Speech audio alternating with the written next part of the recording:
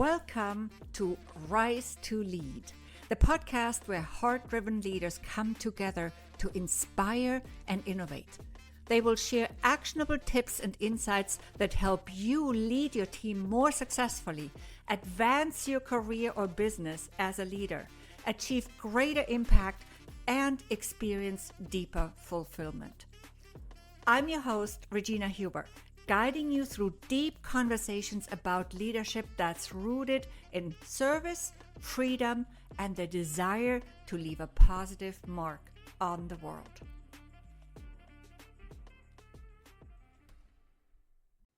Welcome to the Rise to Lead podcast. I'm absolutely thrilled to share my dear friend Gina Longo from North Carolina with you today.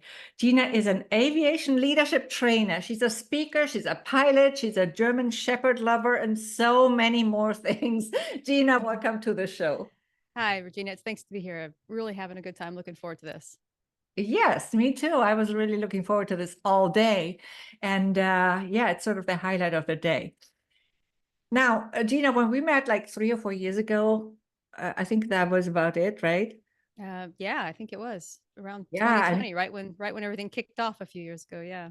Yeah, and we met virtually through a networking group, and we've never met in person, but it feels like we've known each other forever.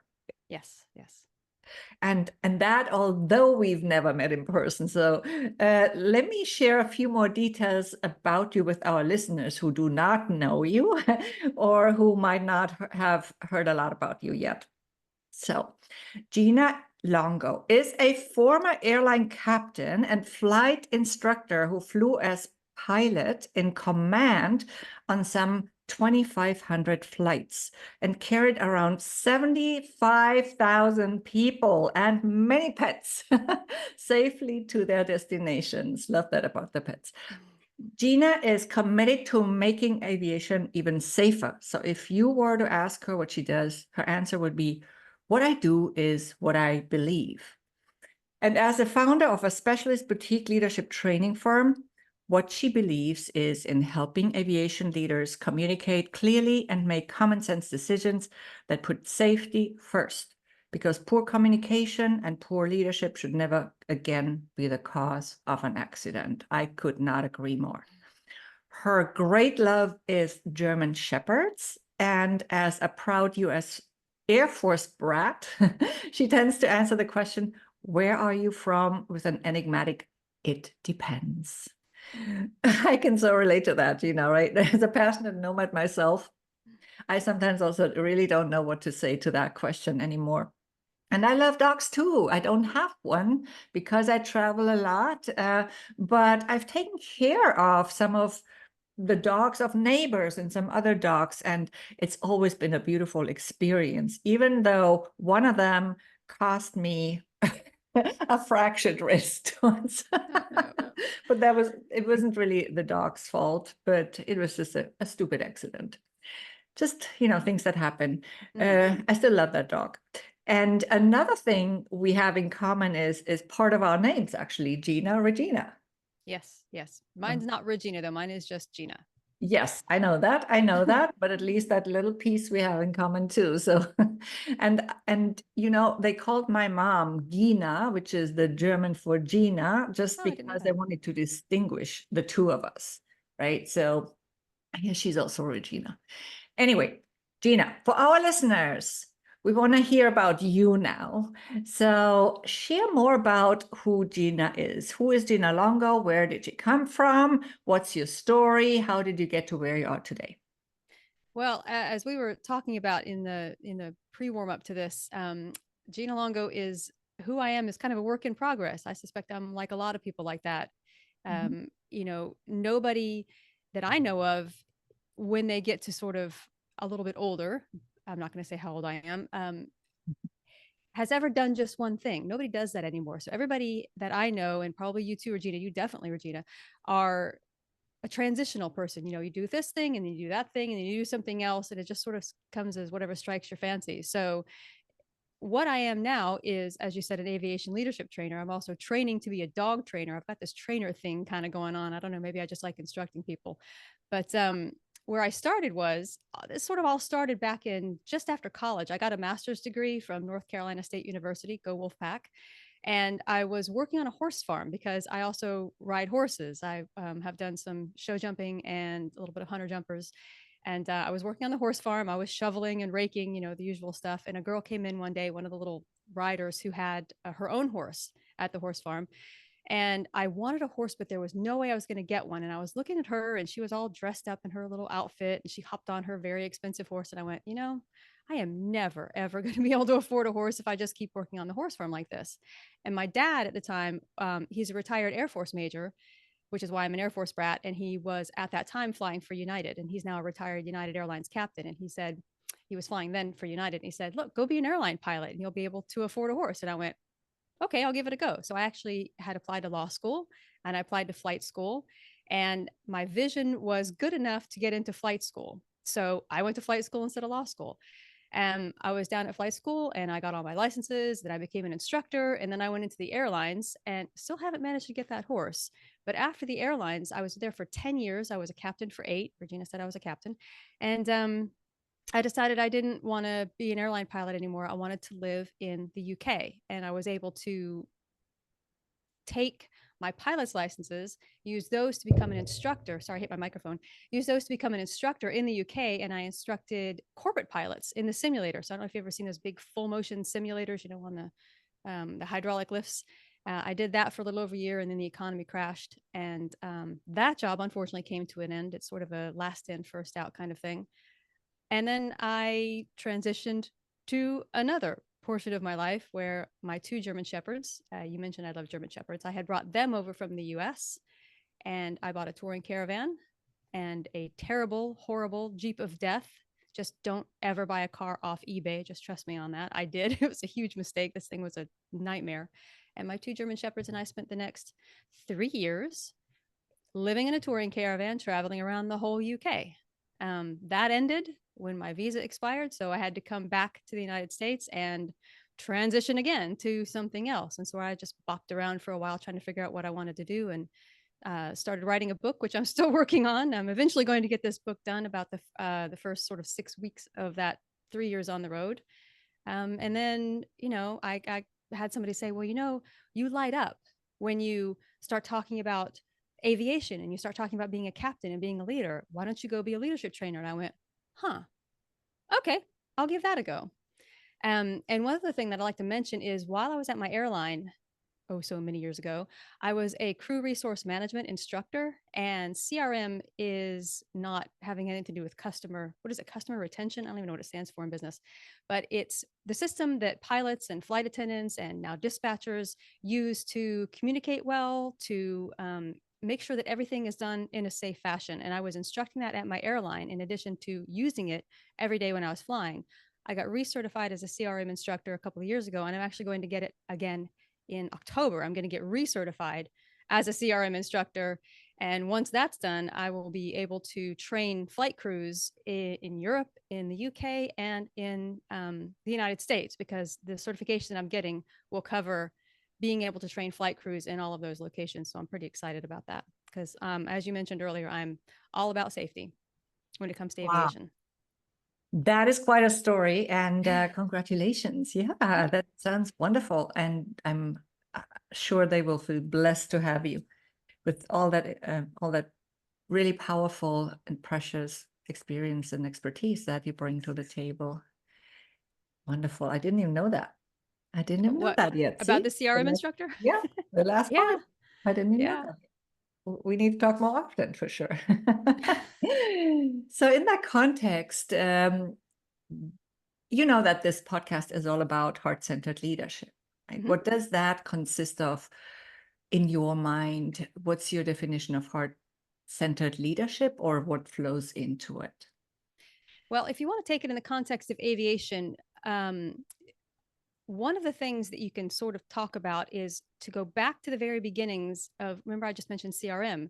That was actually started back in the early 1980s essentially by United Airlines because of in response to some crashes that were happening at the time where perfectly good, perfectly fit, no mechanical problem airplanes were falling out of the sky, primarily due to the inability of the crew to communicate well enough to realize that there was something going on and to do something about it. So the airlines realized, we got to do something about how these crews are working together, because back then it was all about captain was king and God, and you didn't question the captain. So even if the first officer, or sometimes the first or second officer, knew that there was something going on, knew that there was something going wrong, they didn't know how to speak up to the captain. They didn't know what to say if they spoke up to him, and it was always a him at then. And if they did try, a lot of times they were shut down because the captain was like, I'm the captain, you don't question my authority. Well, obviously this wasn't working out all that well. So that's sort of the opposite of heart-centered. You see, that's like, I am in charge, you don't question my authority, and I don't care what you see. So now, back in the 80s, the airline said, well, this obviously isn't working, we've got to think of something different. So they implemented sort of the basics initial version of what is now turned into crew resource management. And it's more like working together. You're a team. The captain is still the captain, obviously, but the captains have had to learn how to listen to their first officers. They've had to take on board just the rest of the flight crew, basically also the flight attendants and whoever else is there. It isn't just my way or the highway. It's I listen to what you say. And the first officers and the other flight crew members are taught how to speak up, and taught, how to speak to everybody else on the crew, respectfully and confidently, so that the flight situation is a whole lot safer than it used to be. Is that making sense? It makes a lot of sense. Absolutely. Yes. Thank you for giving us this example. It always makes the most sense when we hear examples and stories, right? So this is really, really powerful.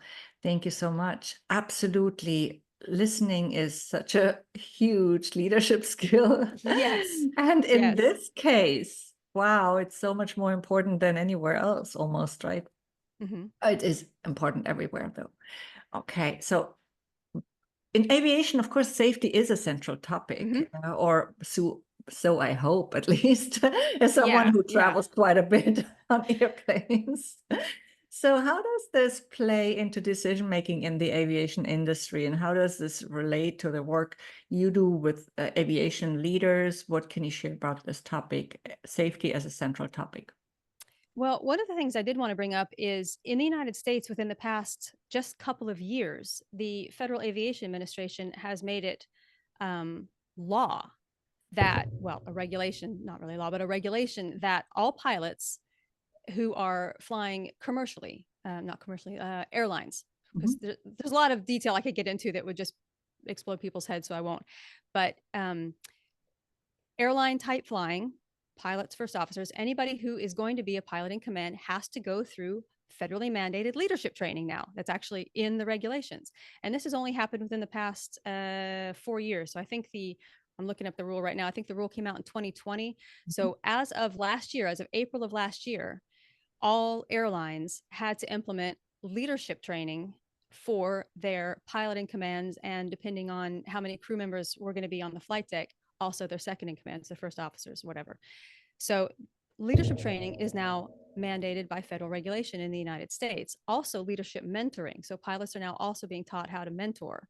Now, I find this great. I love this. I'm so happy. And part of the reason that they're starting to do this, I was actually just talking to a friend of mine who is a really senior JetBlue captain. He's been flying at JetBlue for over 20 years. Part of the reason that the FAA did this, the way he and I both understand it, is because what they were seeing was what probably a lot of other business leaders are seeing of younger people coming up who sort of lack communication skills. They lack the ability to communicate verbally, maybe they've only done text messaging or whatever. And one of the big problems they're seeing, and I know this from firsthand because I actually did a survey of leaders a couple of years ago, and I'm just pulling it up now so I can make sure I say this right. One of the questions that I asked during the survey of business leaders, actually at a career fair at my university, they were going around to my university and looking to hire people getting ready to graduate. And one of the questions that I asked was, what is the real reason that the people that they've hired, the young people, hit roadblocks in their progression, in their progress in their company? And there were several reactions to this, but the most common ones were inability to handle multiple tasks at a time, poor communication skills, poor decision-making skills, poor and lack of leadership skills, and they want things handled to them, and they don't want to solve challenges on their own. And this was across the board. Of all the people that I interviewed, all of the leaders, the employers that I was interviewing, surveying on this particular day, those were the most popular, if you want to call them, across the board answers to what problems they were seeing with young people coming out of colleges. Well, the airlines and the FAA were seeing sort of the same thing. The pilots coming up didn't have the communication skills. They didn't have the ability to take, I don't want to call it criticism, but helpful hints, whatever you want to call it. They didn't have the ability to multitask or do many things at the same time. So as a result, or at least partly as a result of that, the FAA said, all right, we've got these people coming up and they're being put very quickly into leadership positions because the transition from the right seat of the flight deck to the left seat was happening quickly because of the way things were moving in the airlines, but they don't have any actual leadership skills because of the way that, things have happened in the past to them. So now it is a federally mandated regulation that everybody has to go through leadership training on the flight deck, which I think is terrific. One thing I find interesting is, and maybe you know this, Regina, I don't know if leadership skills are mandated for business leaders. So you have these business leaders being put in leadership positions, but are they required to take leadership training like pilots now are? I don't know. What's been your experience with that? Not necessarily, no. A lot of people are actually, they find themselves in their first management role and they have no prior leadership experience. And they're not just expected to be managers. Usually they're also expected to be leaders because those two often go hand in hand, right? And then they find themselves in this predicament of not really being prepared. They are maybe great experts in their fields, and that's why they are promoted into those positions, but then they are not really prepared. And frankly, Gina, it happened to me. When I was 27, I was literally out of nowhere put into a leadership position. It was a huge surprise for myself. I had never asked for it. When the opportunity came, I took it, but it was a challenge, right? And I think I did a pretty good job because I tried to really lead from the heart. And while I didn't have all the technical leadership skills, maybe I tried to do my best. That was always my intention. But I think most people want to do their best, and it just really helps. It helps to have those leadership skills. It helps to get the training. I think a big piece of it is also really to be able to lead from the heart. I think that is something that's actually not taught a lot. That requires a lot of self-awareness. It requires a lot of self-leadership. That's why I often say self-leadership is one of the most essential leadership traits of all. Because without leading self, we actually cannot very easily lead others, or at least not in the long term and sustainably. And we also don't really come across as authentic as leaders, right? So it's a very complex topic. I do see that, of course, we both know that some companies do require it or at least encourage it, and they also sponsor it. But at other companies, this just doesn't happen, right? Yeah, exactly. And like I said, for the pilots now, at least in the airline sort of scenario, leadership training is required. However, there are other types of flying in the US, corporate, business flying, general aviation flying, where no leadership skills, or not leadership skills are required, but no leadership training is required. Now, companies can opt to do it, but it's not required. And actually, this has had catastrophic consequences, this lack of requirement to have people in sort of corporate or business flying do leadership training. There was an accident in 2022, I think it was in Truckee, California, where lack of leadership ability, leadership skills actually caused a whole plane load of people to die directly because of what was happening up on the flight deck. So part of what I'm interested in doing is taking my experience as a CRM instructor and as a leadership trainer and seeing if there's a way that I can, even though it's not federally mandated, help sort of corporate flying and even general aviation flying transition to also doing leadership training for their pilots, because it's just as important if you're flying yourself or 10, 15, 20, 30 people behind you. It doesn't matter. They're all still important lives, and leadership training can help. Now, I mentioned it's called crew resource management, CRM, right?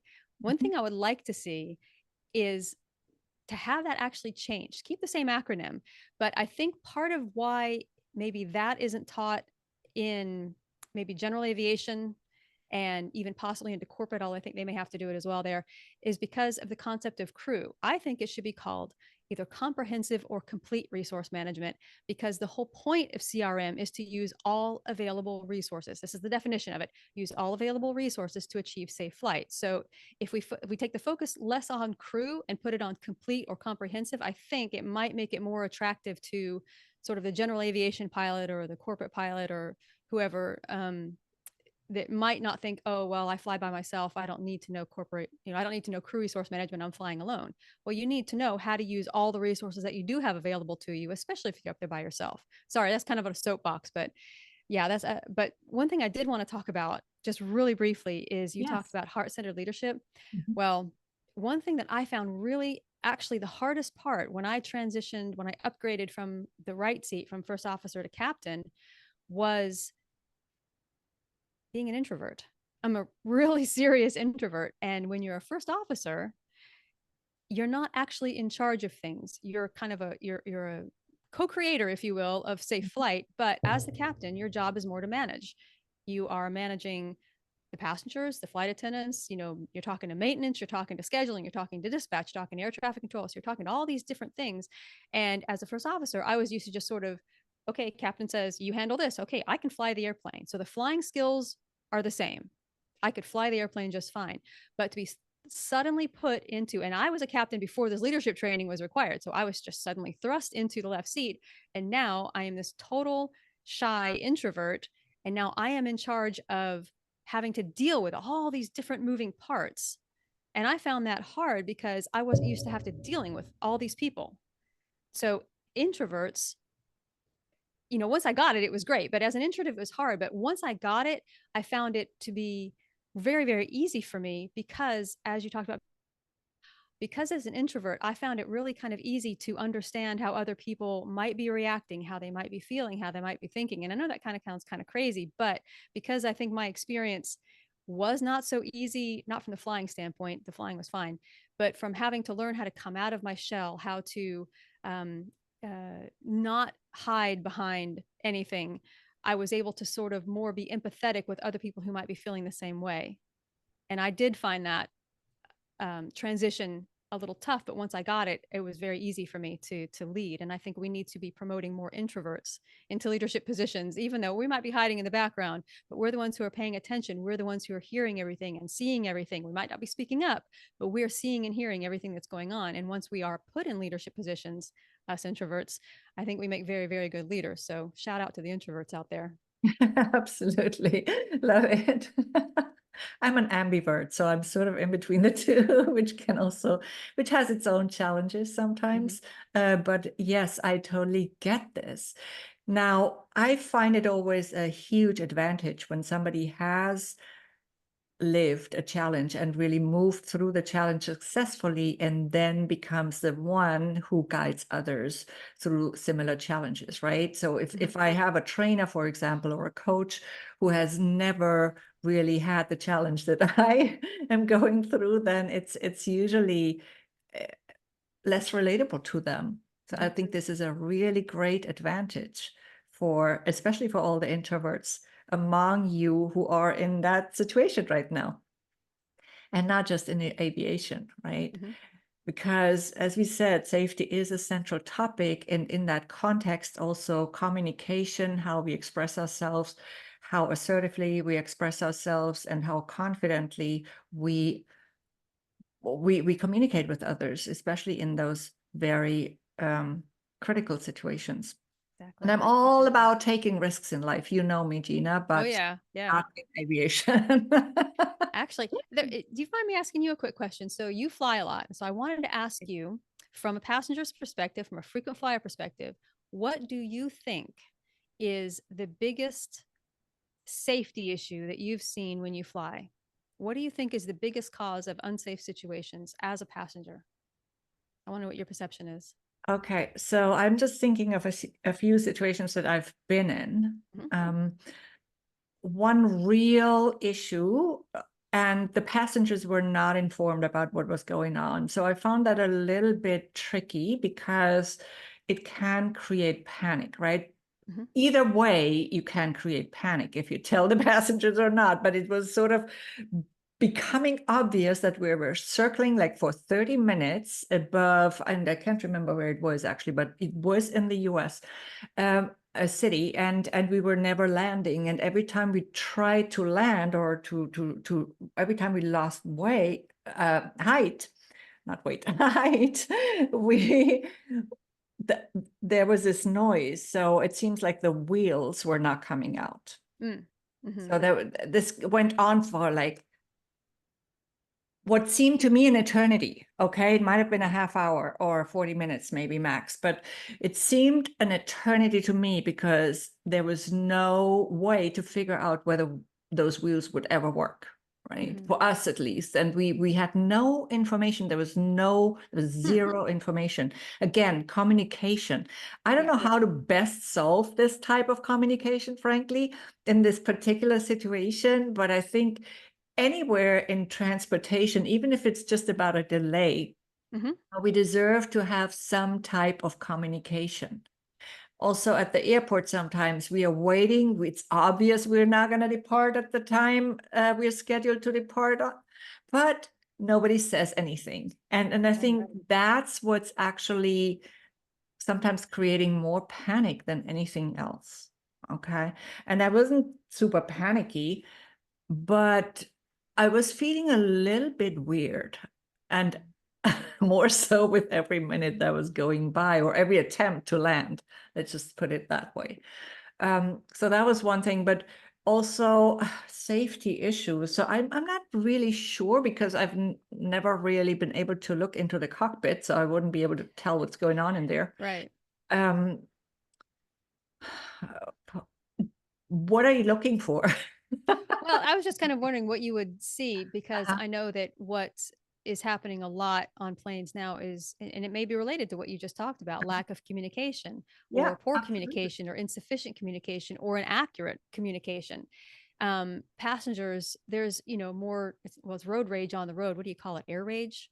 Is it air rage? If people flip out in the air, I think that was what it's called. Probably. Yeah, but there are more incidents of people, you know, going crazy, if you Yeah. will, on planes now. And maybe part of that has to do with, well, one, you're packed in like sardines, but two, the maybe not quite as efficient or as effective or as timely communication as could be handled, to make things a little bit better than that. So no, it's an interesting perspective. I was just wondering what you were thinking as a frequent flyer, but yeah, my guess, obviously I wasn't there, but my guess is the flight crew was busy trying to get the gear down. However, one of the things that you're taught, as a pilot, is you got to let the people in the back know what's going on for exactly the reason you just said, because you want everybody to be calm, cool, and collected.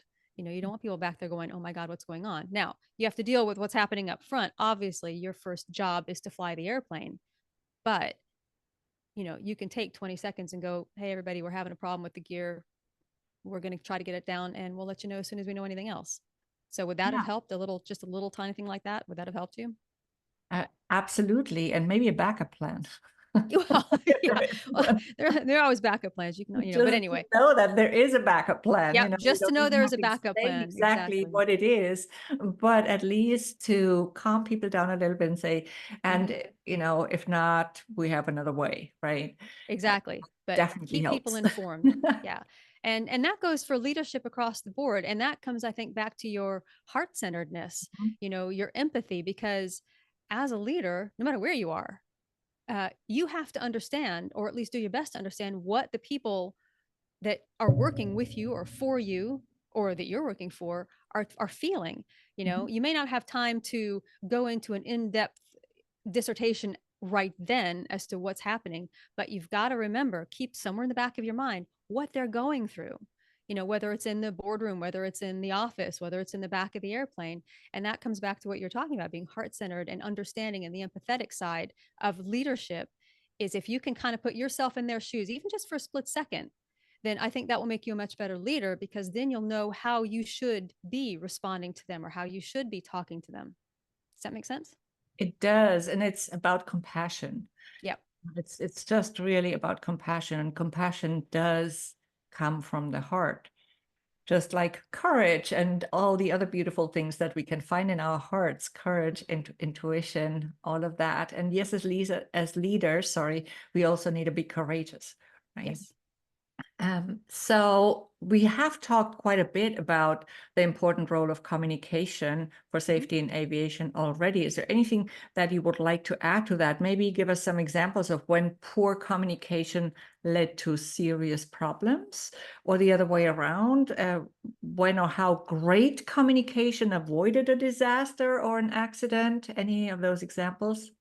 I can give you one of each quickly from my own experience, if you want me to do that. Please. Okay, so poor communication.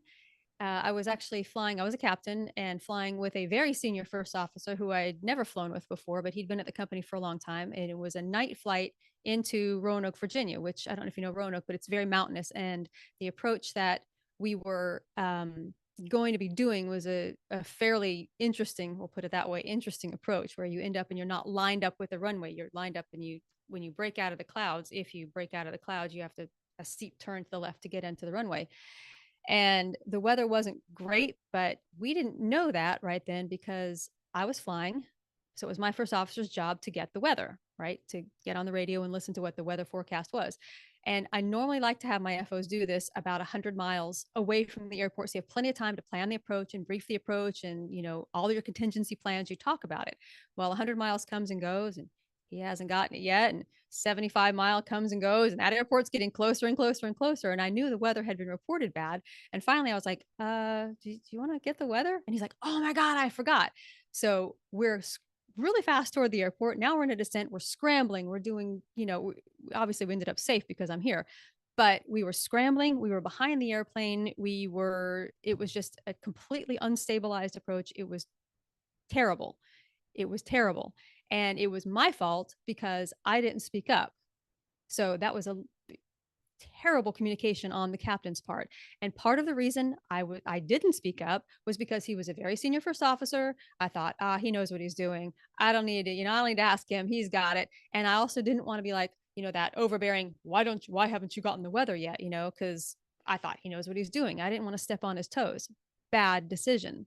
So part of what we teach in CRM, which I should have remembered, was if you have an uncomfortable feeling, there's a reason for it. Well, I was getting really, really uncomfortable as we went past 100 miles away from the airport, and we still didn't know what the weather was there. And that uncomfortable feeling kept getting stronger and stronger and stronger until I finally spoke up, which I should have done a long time before. Now, we made it work. It was ugly, but we made it work. Bad captain for not communicating when I knew there was something going on and I should have spoken up. So we actually survived that. No problem. Everything was fine. But that was a bad situation. A good communication situation was going into, this was right before I left my airline, going into Asheville, which is another mountainous airport. Now, this time the weather was perfectly, perfectly clear. You could see the airport, miles away. Did you But say, what city did you say? Asheville, North Carolina. So it's Okay. also in the mountains. Yeah. Okay. And Yeah. it's right near the highest point east of the Mississippi, Mount Mitchell, I think it's called. So we had clear weather, beautiful weather. But as we were descending to the airport, so air traffic control turns us and descends us toward the airport, we get a terrain warning. I'm sure you've heard it if you've ever watched those aviation crash shows. You get whoop, whoop, pull up, that sound. Have you ever heard of that on an aviation crash show? So we actually got that warning. And so I was flying again, and I put the airplane into a full power climb to get up to a climb altitude. Now, right before I did this, my first officer, right as we got that terrain warning, he looks out the window. Now, he was brand new. He was a new first officer. He looks out the window. He's like, there's the airport. Let's land. Meaning, why are you climbing? I can see the airport in sight. Well, the reason I was climbing was our operating procedures said if you get a terrain warning at night, no matter what you can see out the window, you put that airplane into a full power climb and you get up to a safe altitude. So yes, we could see the airport, but it was at night. I followed operating procedures. I told him once we climbed with the safe altitude, I said, okay, this is why I did what I did. And tell ATC, air traffic control, sorry, we want to come back around, get effectors back around to land at the airport. And this time I didn't let them air traffic control, give us a descent until I knew that it was safe. That was better communication. Obviously, that landing was a heck of a lot better than the situation we had in Roanoke, but that was a time of good communication. And what I hoped was, because he was a new first officer, that I demonstrated good leadership to him and did what I knew was right. So I don't know. I never flew with him again. I have no idea if he took that on board, but I felt that in that moment, it was my job not only to keep the plane safe, but to show my first officer, to train him a little bit, to teach him what you should do, the right way to do things as leader. So that's 2 experiences right there off my Oh, own. that's awesome. Yeah, so thanks for being so vulnerable and sharing the first one as well. I think that is really, really important also Here's what for not to do. for listeners to hear. Yes. Because sometimes we do somehow think or hope that pilots are perfect, but pilots are also human. There's no such thing as a perfect flight. I wish, Exactly, but there's not. exactly. Now, yeah, and it just gives us some really valuable insights into the cockpit. I find that fascinating. I also really and truly admire pilots who have the guts to, I shouldn't say to take the risk to fly people, but to really, in a way, to take that responsibility is the right word, It is a right? big responsibility. Absolutely. Yeah. It's absolutely. Yes. I wish all the bus drivers would also feel that responsibility. I've gone with crazy bus drivers in several different countries, and I think there was a lack of that sometimes. Anyway, you also talked about your book earlier a little bit. Tell us a little bit more about that, because I'm writing my second book right now as well. So I'm really curious what you are writing about. And you said about your travel, but can you expand a little bit more on that? Yeah, well, I could talk about that for days, but we don't have that long.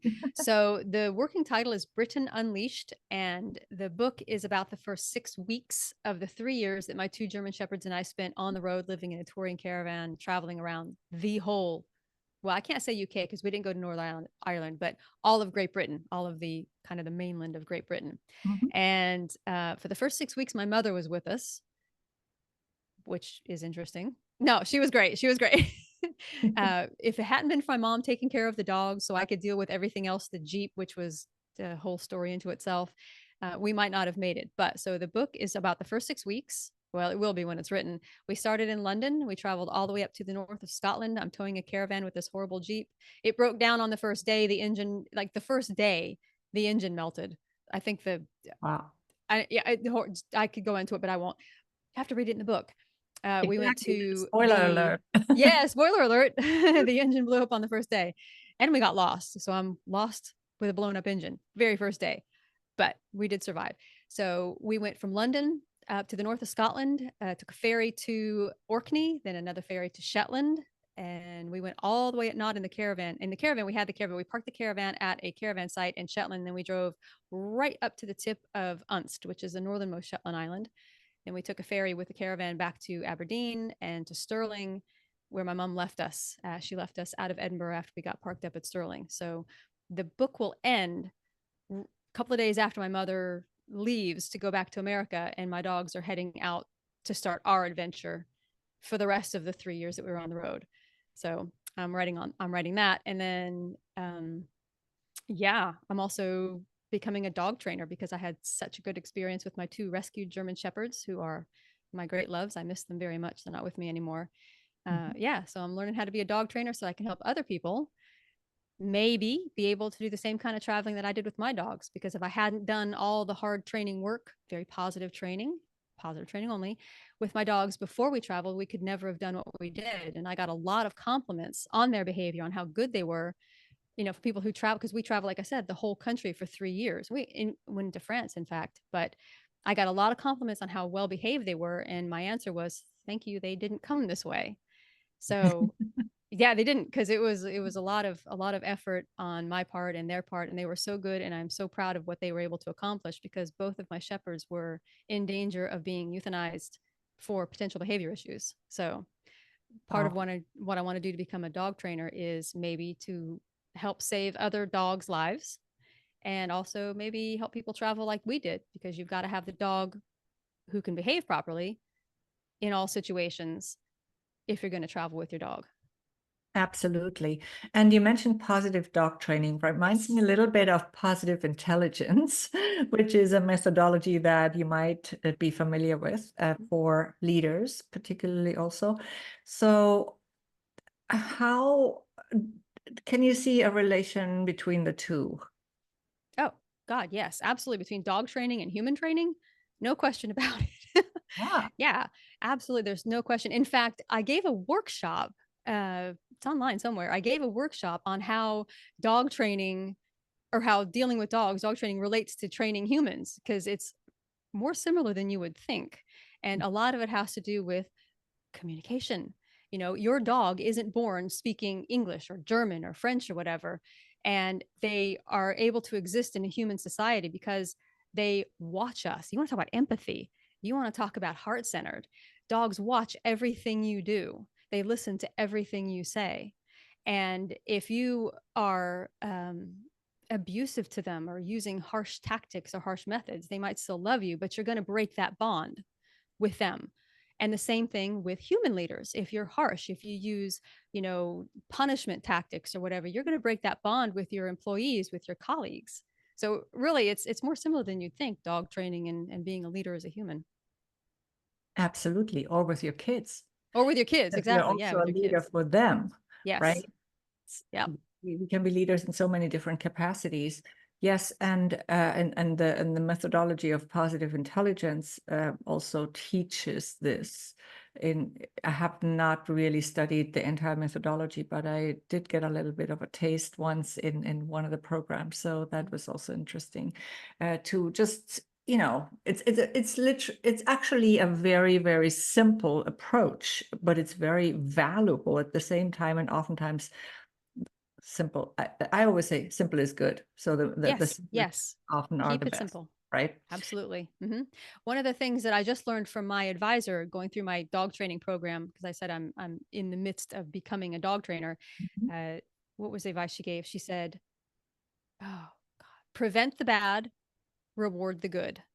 So that could apply to so many situations. That very simple philosophy: prevent the bad, reward the good. So if you have a dog or a kid or somebody who is what you would having, what would you call, problem behaviors? Well, it's not a problem to the kid because obviously they're getting something out of it because they keep doing it. The same with Mhm. the dog. The whatever behavior that you might not like as a human, the dog is doing it because it works for the dogs. Humans do what works. Dogs do what works. So if you don't like what a human is doing or what a dog is doing, you prevent that behavior, you manage it, and then you reward when they're doing what you want them to do. Does that make sense? It does. It does. And for humans, we could also call it encouragement, right? Yes, encouragement. Yeah. Yep. Yep. Well, a lot of people, Or when they're in, incentivation, maybe. exactly. Well, that's what you're doing with your dogs, isn't it? Mhm. You're giving them praise, you're giving them treats, you're giving them rewards. And there's sort of some people who think that once their dog is trained up to do whatever behavior it is they're talking about, they don't have to reward the dog anymore. Praise should be enough. Well, would you go to work every day if all your boss did was praise you? No, you wouldn't. you know No, so give every me the once in a money. everyone, yeah, give me the money. Every once in a while, the dog needs to get paid off too. Give the dog a treat, whatever. But it's really the same philosophy. It's just applied in a slightly different way. But it's really kind of the same philosophy. Absolutely. It's fascinating. It's fascinating. And I was once on a podcast of two women who actually do leadership training with horses. Also very, very interesting. A little bit of a different take, equally fascinating though. Mhm. All right. So yes, as you said before, we could go on forever. And you have so many stories. I could listen to you all day long and all That's week kind of long. it's very kind of you. And it's a really lovely opportunity for us to reconnect as well, because everybody's so busy all the time, and Very it's true. not always easy to just set time apart to catch up from time to time. So I have loved this opportunity. Thank you so much for being on, for sharing your stories, both the vulnerability and the success stories with our audience, with me. I've got to know you a little bit better through this conversation as well now. Now, what's left to share is where can people find you? I'm on LinkedIn, Gina M, as in Michelle Longo. I'm on Facebook, but not really on Facebook. So LinkedIn is probably the best way to find me, or you can go to one of two websites. For the aviation leadership side of things, it's ginamlongo.com. Or if you want to know more about my travels with my dogs and British history, and maybe get some free cool gifts if you're interested in traveling in Britain, especially if you're interested in traveling solo in Great Britain, it's brittainunleashed.com. So I'd love to have you come and check those out. And I hope to see you on Britain Unleashed. I do some pretty cool stuff on there as well. That is awesome. Thank you so much for sharing your very generous resources. Now, any last words you would like to share with our audience, with me, with everybody listening today? Just be heart-centered, as Regina says. If you're a leader, the best thing that you can do is to keep in mind what the people you're working with are going through, and try to make your leadership style, make your leadership qualities relate to what they're going through. You have to understand their situation and be the kind of leader that you wished you'd had as you were growing up, or that you did have if it's somebody that you had a good experience with. Try to be that kind of a leader. Absolutely. Thank you so much, Gina. These are the perfect words for us to close this podcast today. It's been a fantastic episode. Thank you so much for being on again. I am sure everybody enjoyed this, and I will see everyone in the next episode. Thanks so much.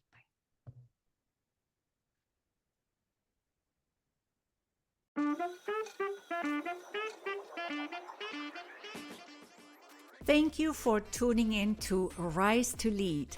Keep shining your light, standing up for what's right, and inspiring others to step into their brilliance.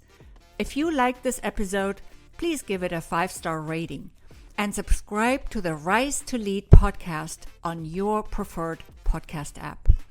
Until next time, it's Regina Huber, and in the meantime, remember to rise to lead.